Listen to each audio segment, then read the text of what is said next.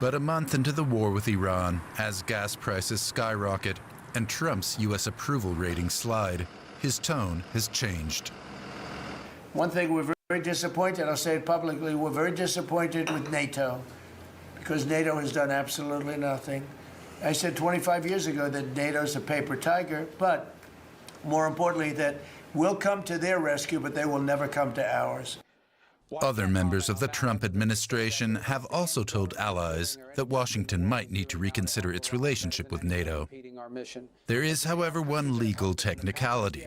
A law passed in 2023 by the Biden administration requires a two-thirds Senate majority, or an act of Congress, for the U.S. to withdraw from the alliance. Appropriations for the fiscal year ending September. And now Donald Trump has, of course, threatened to pull out of NATO before. I asked Matteo Garavoglia, an international relations expert at Oxford, if there was anything different this time. No, this is nothing new. This is political rhetoric. I think this is kind of long-standing message. He wants, allies to pay more or risk losing U.S. protection in that respect. I think the difference now is the timing. Elections make NATO a political talking point in that respect.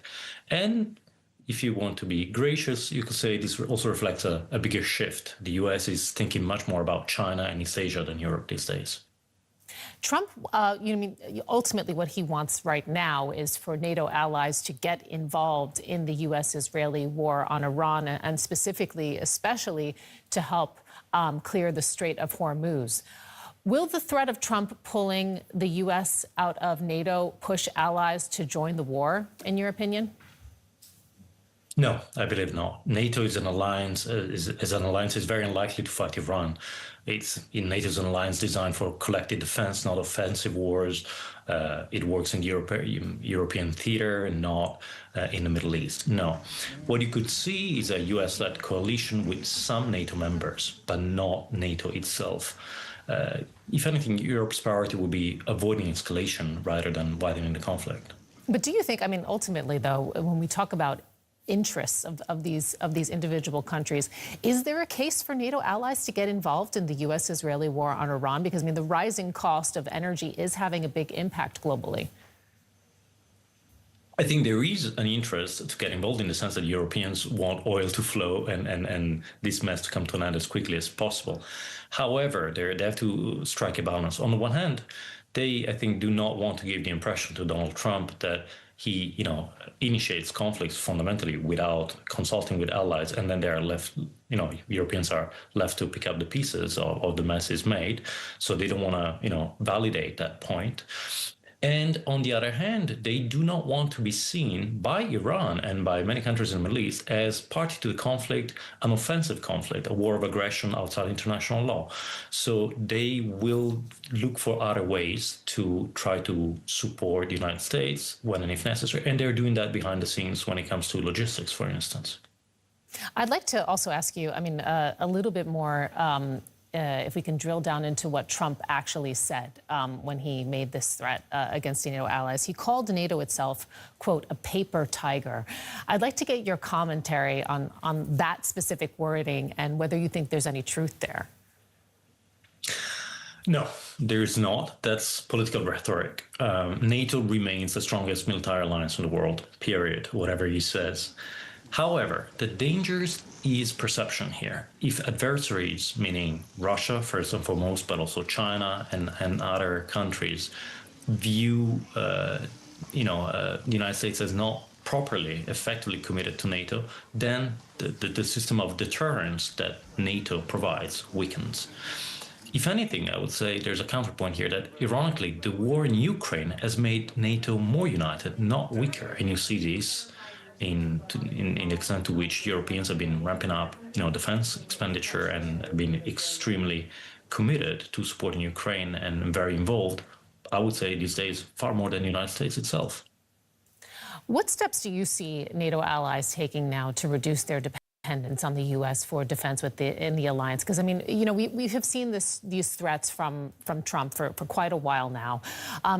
Are they taking steps, or are they just waiting for Trump to leave office and hoping that the threat of the U.S. pulling out of the alliance disappears?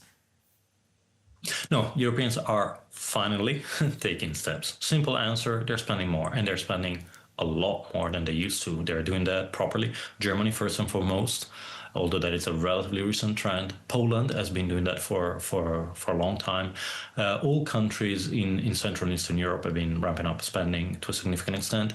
Some other countries a bit less so. France, Spain, Italy are lagging behind, but nevertheless they've been increasing spending. So that is a clear, unequivocal step. The question, of course, there will be to maintain momentum on the medium to long term. There's also growing momentum for joint defense projects within the European Union.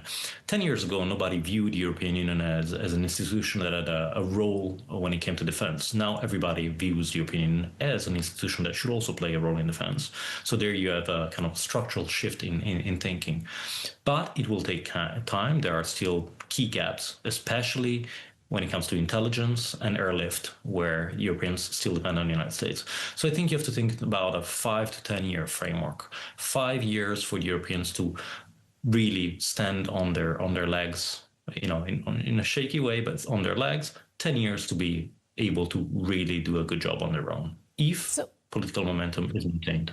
So, I mean, then with those shifting dynamics, how do you see NATO's future in the next 5 to 10 years? I would say, first of all, you will see an evolution in what NATO is about, but not a break between Europeans and the United States. Not least because, whatever Donald Trump might be saying, if the United States were to pull out of NATO, the United States would shoot itself in the foot. That makes absolutely no sense in strategic terms for the United States to pull out of NATO and out of Europe. What I think you'll also see is Europeans investing more in their own defense industries and defense capabilities, whilst historically Europeans have been purchasing from the United States when it comes to defense industry. And still, at least for the next 5 to 10 years, the United States being indispensable when it comes to high-end military capabilities. This will be a process, a gradual process, but fundamentally a strengthening of a European pillar.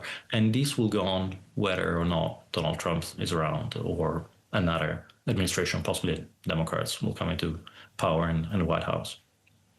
Matteo Garavoglia, thank you so much. We appreciate it. My pleasure. Thank you. And now North Korea has sent thousands of soldiers to fight for the Russian army in Ukraine. Pyongyang has been handsomely rewarded by Moscow, but that is the only reason for the troop deployment. Ukraine's President Volodymyr Zelensky says North Korea is getting valuable combat experience in modern warfare, as DW's Matthew Mannion reports. This is North Korea's latest military flex. Row upon row of shiny new upgraded rocket launchers on display. Dozens of them, in fact, and they're all nuclear capable. Weapons North Korea's leader tells the crowd could be used for a special attack. Now, we're used to these kinds of military displays from North Korea, but has the threat posed by this reclusive state got even bigger because of what it's learnt and what it's getting from fighting in Russia's invasion of Ukraine? This is extremely dangerous that they now get the knowledge of modern hybrid war. They know how to defend missiles, they know how to defend drones, different drones, optical, different kind of drones, from FPV to long distance drones. What they will do with this knowledge, in any way, minimum, they will bring this knowledge, this experience home to North Korea. That's Ukraine's President Volodymyr Zelensky saying out loud what many analysts are already thinking about what North Korea is gaining from fighting with Russia against Ukraine. North Korea has the potential to become more capable in its threat to international security, certainly. And a good part of that has become because of experiences gained in Ukraine.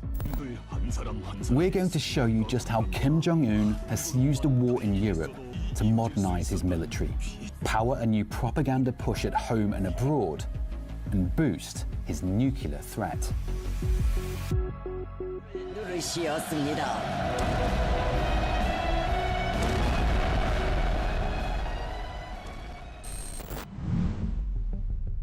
So to understand all this, we need to look back at how North Korea cozied up to Russia and joined its war in Ukraine. And that starts with the relationship with these two men, Russia's President Vladimir Putin and the North Korean leader Kim Jong-un, carpool companions turned battle buddies.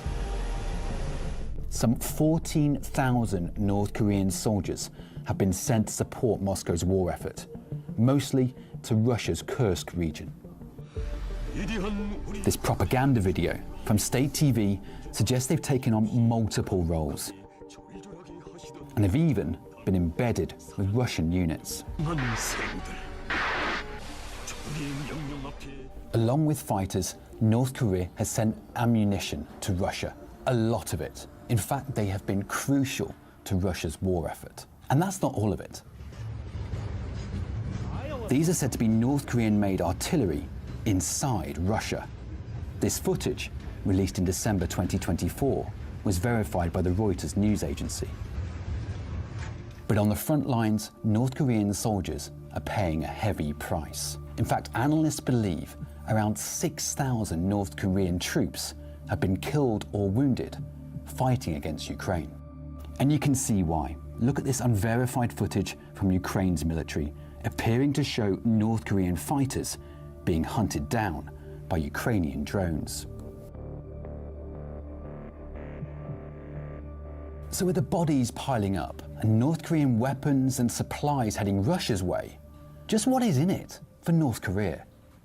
This is the first time they're in a modern battlefield with electronic warfare, unique weapons, fighting a determined enemy.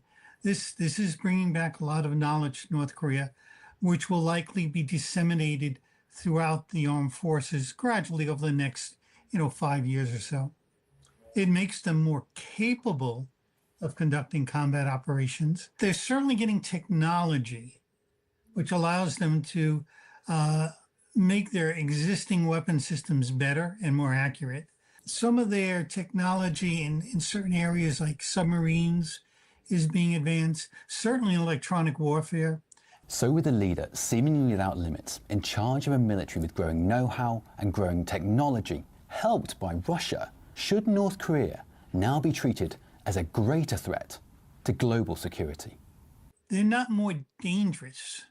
They were, they are, and they will be dangerous. What is changing about the danger is the capability of that danger and the efficiency of that danger. Which opens new questions about Kim's goals and ambitions here, and just what he plans to do next. Well, the U.S. space agency, NASA, is into the final hours of its countdown to launch the first astronauts to the moon in more than half of a century. The Artemis II mission will carry 3 Americans and 1 Canadian on a lunar flyby, setting a new distance record for humans in space. Liftoff is on schedule for later tonight from NASA's Kennedy Space Center in Florida. This is the last time a human set foot on the moon, over 50 years ago in 1972, the U.S. Apollo 17 mission. I was strolling on the moon one day. Along with more than 100 kilograms of lunar soil, the 3 astronauts also brought back the photo that changed how we see our blue marble. But the costs were astronomical, and with shifting political priorities, the moon program was cancelled, even though more Apollo missions had been planned.